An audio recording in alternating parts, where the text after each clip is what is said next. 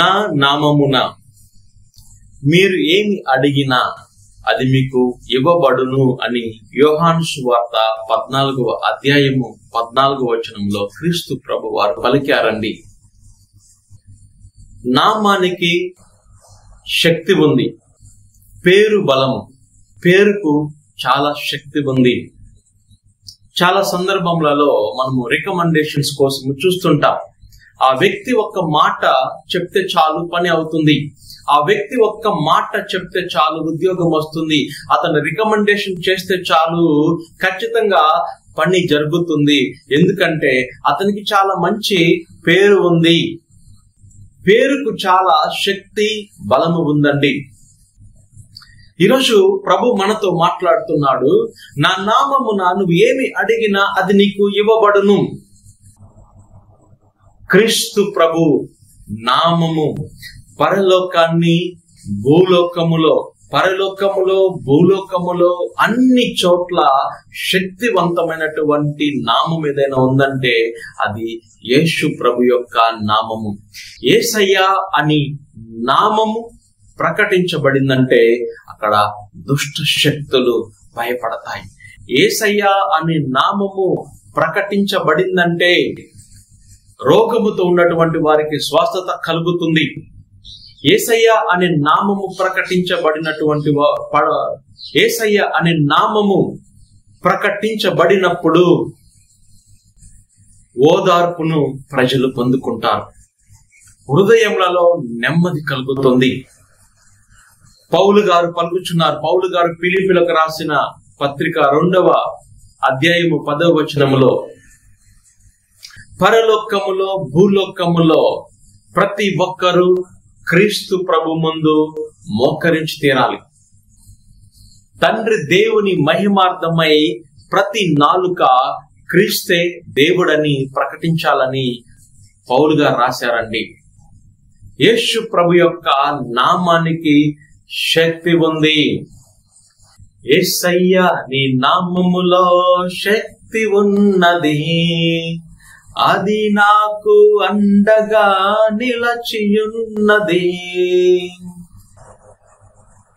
యేసుని నామములో దుష్టాత్మలు పారిపోవును, వ్యాధులలో ఉన్న వారికి నెమ్మది చేకూరును.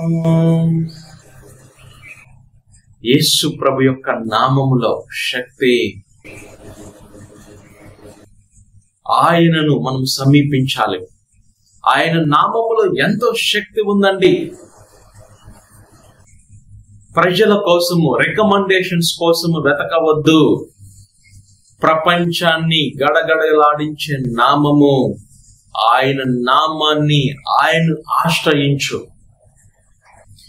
అన్ని చోట్ల ఆయన నామాన్ని ఎత్తిపట్టి ప్రార్థించు.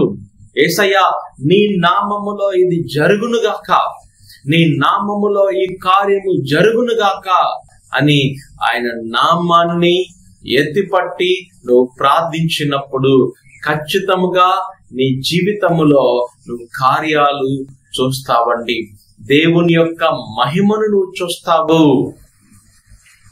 ఆయన నామాన్ని ఆశ్రయించాలి అని దేవుడు ఆశపడుతున్నాడండి. ఒక చోట నిధి ఉంది అని మనకు తెలిసినప్పుడే, ఒక చోట బంగారము ఉంది అని మనకు తెలిసినప్పుడే మనము దాన్ని అనుసరిస్తాము, దానికోసం తప్పిస్తాము, వెతుకుతాము. అది తెలియనంత వరకు, బంగారము ఉంది అని మనకు తెలియనంత వరకు మనం దాన్ని వెతకము, దాన్ని అన్వేషించము. తెలిసినప్పటి నుండి దాన్ని వెతుకుతాం. అదే విధంగా యేసయ్య నామములో శక్తి ఉంది అనే సత్యాన్ని నువ్వు తెలుసుకోవాలి. ఆ శక్తిని నువ్వు, ఆయన నామాన్ని ప్రతి క్షణము నువ్వు అనుసరించాలి. ఆయన నామాన్ని ఎత్తిపట్టి నువ్వు ప్రార్థించాలి.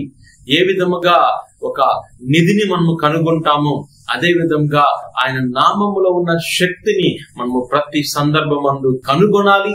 ఆయన నామాన్ని ఎత్తిపట్టి ప్రార్థించాలి. ఆయన నామములో మనము ఆయన నామాన్ని ఎత్తిపట్టి మనము ప్రార్థించినప్పుడు అద్భుత కార్యాలు జరుగుతాయి. దుష్టాత్మల చేత పీడించబడుతున్నటువంటి వారికి విడుదల కలుగుతుంది.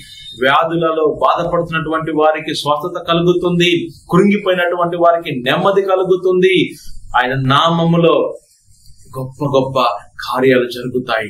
నువ్వు ఏ కార్యము నీ జీవితంలో జరగాలన్నా ఆయన నామాన్ని ఎత్తిపట్టి ప్రార్థించు.